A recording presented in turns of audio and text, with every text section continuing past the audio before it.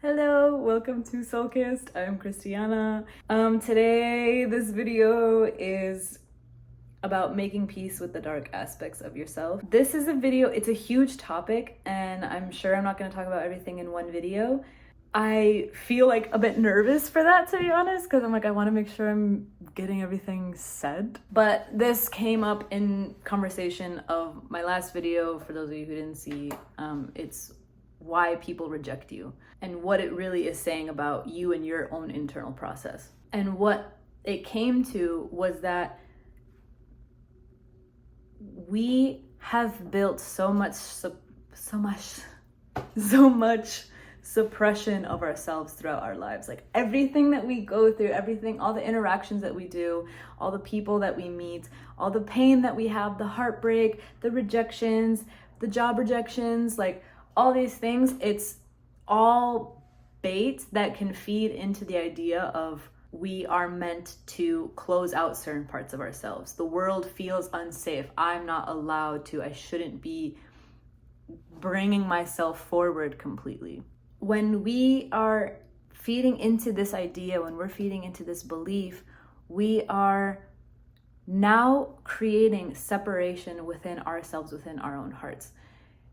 There's the saying, and Bob Marley says this a lot for those of you who don't know, Bob Marley is my king. He's my king. And I definitely see him as a prophet, for sure.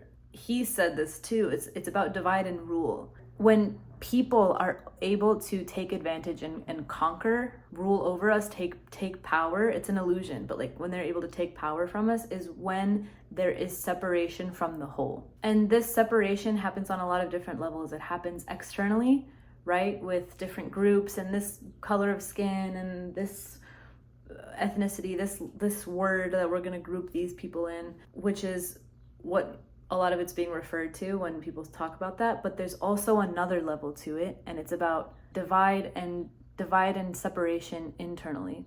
We talked in the last video about how we are meant and we are designed and we are asked to show up as our whole selves, as imperfect and flawed and hurt and angry and frustrated and whatever as we are. Like that is how we are designed to show up. And the world tells you that you need to show up perfect, right? You need to show up confident. You need to show up skilled. You need to show up like knowledgeable about like everything, talented, like beautiful. Like there's no space for our flaws to come up, and there's no space because of that, there's no space for humanity, right? And so we slowly like chip off these parts of ourselves because we're thinking that society doesn't accept it, because we've believed the lie that people won't accept it or that other people don't have that, right? Even though we might know up here that yes, other people have flaws, we're not living in that truth. We're not believing it to the point where it's giving us permission to show up fully also. And one of the mistakes that we make is waiting for the world to start showing up imperfectly first. Like, I'll show mine if you show yours kind of thing. And like waiting for that permission slip. We're like waiting for a permission slip from the world to start being ourselves. And we see that so much in the world. And like when I'm more in a hurt space, or when I'm more like in my pain and just sitting, like fighting against it all the time, I'm like stewing in it instead of sitting with it, which are different, right? So I'm like marinating in my pain and using it as a way to separate myself, right? And I'm fighting it because I'm like, you can't, like not wanting it to be there, not letting it be there, not accepting that it's there. And the second that I do that, I notice that I'll be way more closed off socially, and I won't be as weird, I won't be as like adventurous with exploring social interactions with other people, or seeing like, you know, how does my personality fit into this group? Like I'm just way more to myself, and I'm waiting for people around me to be weird or be funny or be goofy or whatever as permission for me to step out and be social. This is like one of the biggest self-defense mechanisms that we use that actually only create more frustration and more of the illusion of separation in our own lives. Which is to say that Carl Jung, when we were talking last video about his shadow integration point, it's to say that when we truly find peace internally, it's when we are no longer running away from ourselves anymore. There are I can do hours and hours and hours of videos talking about what we do to run away from ourselves, and there's so much. It can be traveling, it can be addictions, it can be coffee, sugar, stimulation. It can even be like hanging out with friends all the time. Like if you're always like having to be outside of the house and go, and like you can't sit with yourself for a while. It can be working. It can be, we have so many different escape mechanisms from feeling just how we are existing now in this moment.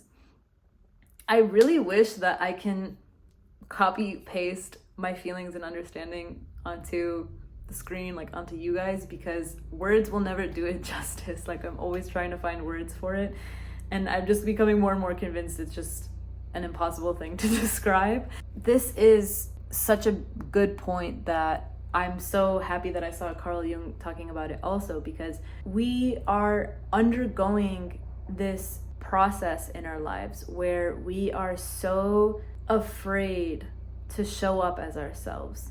We're, especially now in America, like how separated society is. Like I've moved back here, and I just noticed how little interaction I'm really having with the outside world. Like I can go get my groceries, I can go get coffee, I can go even hang out with friends and not really interact with that many people. And if I do, it's more of like this NPC, like just very surface level interaction. And because there's not this big real world interaction and everything's so separated, everything's so far away, we're just less in a community, less interacting with people on a day-to-day basis. And so we're more on our phones. And so the way that we see the world, the way that we interact with the world, the way that we believe the world is even if it's subconsciously, is through our phone, through our social media.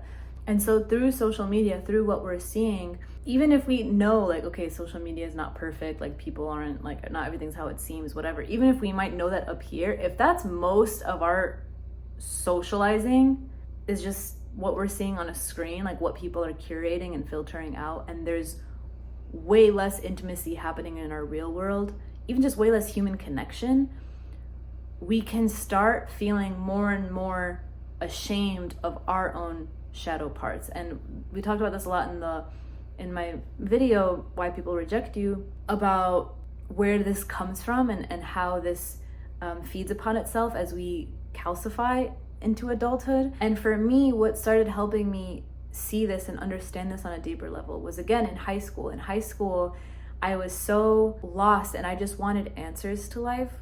And so I was just so open to the answers that came to me in my life and the things I was being taught. Luckily, I had amazing teachers and like really good philosophy and like and Christian classes that really prepped me well, I think. We were learning about the way to interact and live with the world. And for me, it wasn't just a philosophy, it was like a code and how to live by, right? So I was acting from this place, and I wasn't, even though if you asked me, like my ego, my programming, like if I was confident, I would tell you no. But what was weird was I remember like one day I was like outside waiting for my mom to pick me up, and my friend was just like, Christiana, you're so confident, like you don't care what people think, and I was like, bro, what? I was just like laughing because I'm like, who's thinking that? I don't care what people think. Like, of course I care what people think.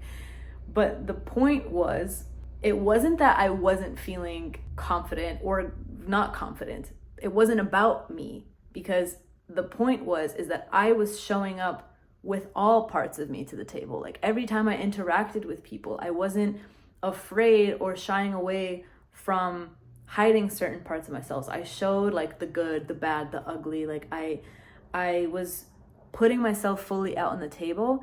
And because I had nothing to hide, because there was no shame that I was operating from, because I wasn't carrying all this extra weight that I was holding up as shells around myself and believing that it would protect me somehow. It wasn't like that. I was just showing up so myself as I stood in that moment and brought everything that I was feeling that moment to the table, not in unhealthy ways where like I would just like bawl like in the middle of nowhere, and no, like I was still holding my composure, I was still interacting with the world fine, but I wasn't afraid of that being seen. I wasn't afraid of that part being exposed about me, because I knew that we all felt that. I knew that we were all going through that.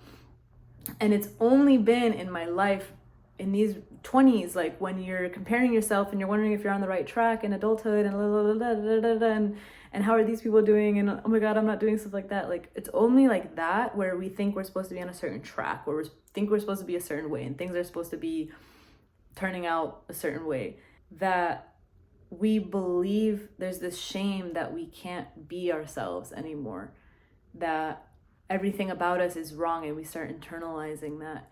And now we suddenly have a whole warehouse of stuff, of storage that we don't want people to see about ourselves, when really it's just us, it's just authentic living. It was the awareness of those things, and it's not like I didn't struggle with them, it's not like I wasn't, like I was working through them, but I was bringing it to the table with myself. It wasn't that I was stripping away these parts that I deemed not worthy to show up to the table with me and presenting what I think the idealistic Christiana should be, of like super confident, super popular, or liked, or like whatever.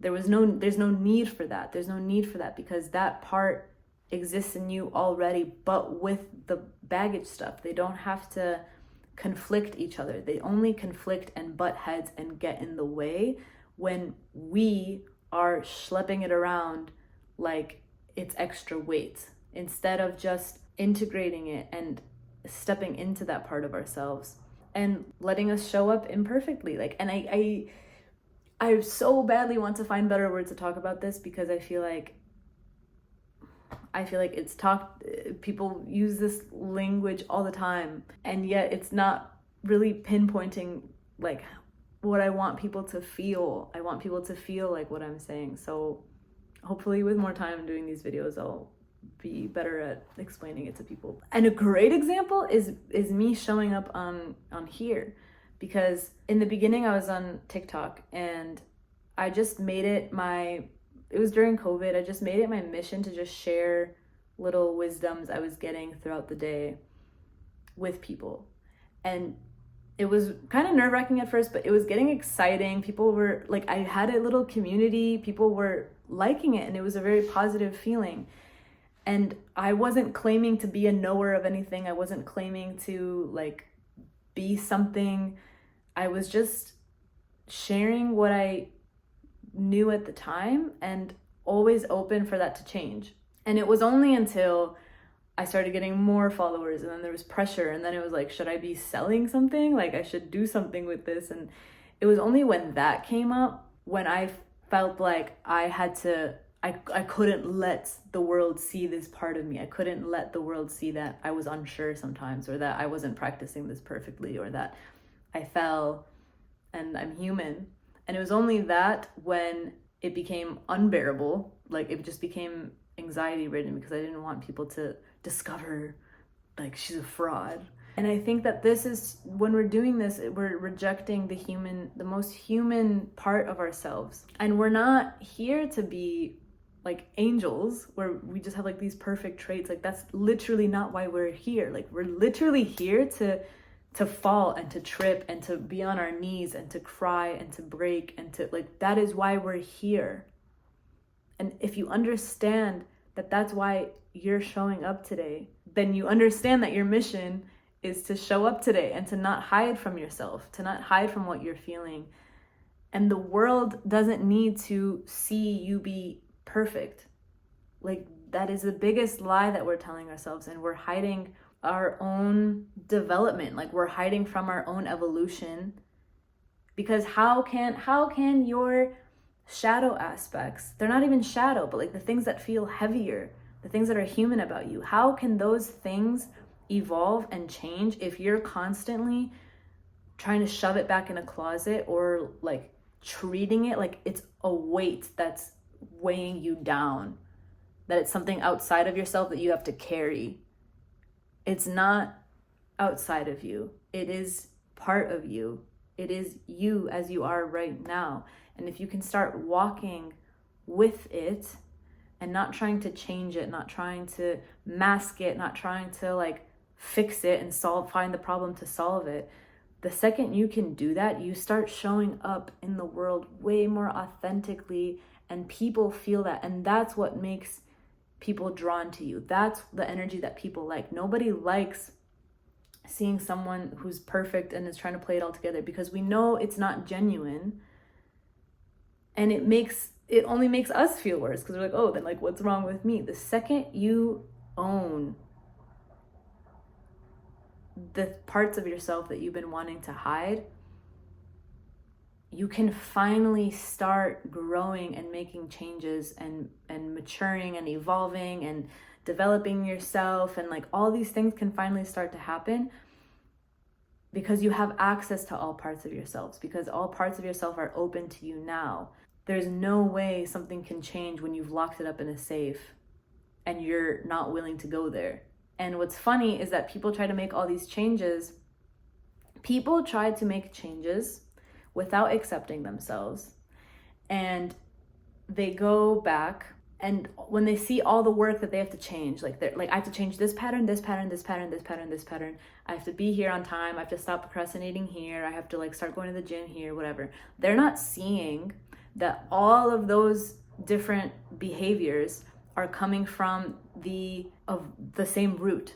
They're coming from the avoidance of the self, the avoidance of sitting with the imperfection of the self and accepting that. All of those patterns are coming from the same root, and they're not seeing that. Why? Because it's tucked away in a safe and they don't want anyone to know about it. They don't even know about it. Oftentimes we can be like not even conscious of it. It is a lot of energy to get your brain and the masks that you've built up, the ways that the little puppet strings you've conducted for yourself and like how to behave in this world. It is a lot of energy to make that puppet do those things differently, especially when they're not addressing the root. They are just symptoms of the problem. Meanwhile, you think that the problem is like something else. Like you think the problem is that there's a problem with you, but the problem is that you're just running away from yourself. Like the Bob Marley song, Running Away. The lyrics are so accurate. Look it up. It's amazing. It's amazing. And so we burn ourselves out. We burn ourselves out because we try to get our puppet to act in certain ways, but don't act in the, like, but we need to improve ourselves. So like we need to change this and this and this and this. And we're trying to exacerbate all this energy into fixing the unhelpful patterns as well. And it does not work, because now you're working with patterns to avoid patterns, to fix patterns, and that energy is just all the same. So it's going to like knot upon itself, like it's gonna get knotted and tangled up upon itself, and you're just going to feel like more broken or more confused or more conflicted or more lost. And that's where that's coming from. So oftentimes when we're experiencing patterns that we don't like, when I'm experiencing a pattern that I know isn't serving me to be more like, I don't know, let's say productive or more like healthy for myself or whatever, when I take on approach of like, what am I avoiding within myself right now? What is the root of where this is coming from? When I change it from that, and it's a completely different reaction than like feeling this upset feeling, not wanting to go there because I can't even like confront that right now, and then trying to change all these different aspects of my life and change more of my personality, or change more of how I'm showing up in the world, or changing more of like what people will see, what I will see, instead of doing internal work. We become more insecure in life when we are expecting these things that are part of us to change, or that they should have been gone by now, or they should have been fixed. And that's when we really start to suffer more. If you can soften up and open yourself to receiving the person that you're showing up to as now, life becomes way more about flowing than about behaving or acting or going, like being on cue or whatever. this comes back to another truth of just the fact that like we fear, whatever we fear, it's something that ends up consuming us and it has power over us if we choose to be in fear of it instead of curiously exploring what's there and what's past that for us. So yeah, I think I'm gonna leave it here, but thank you guys for listening, and I'll see you guys next time.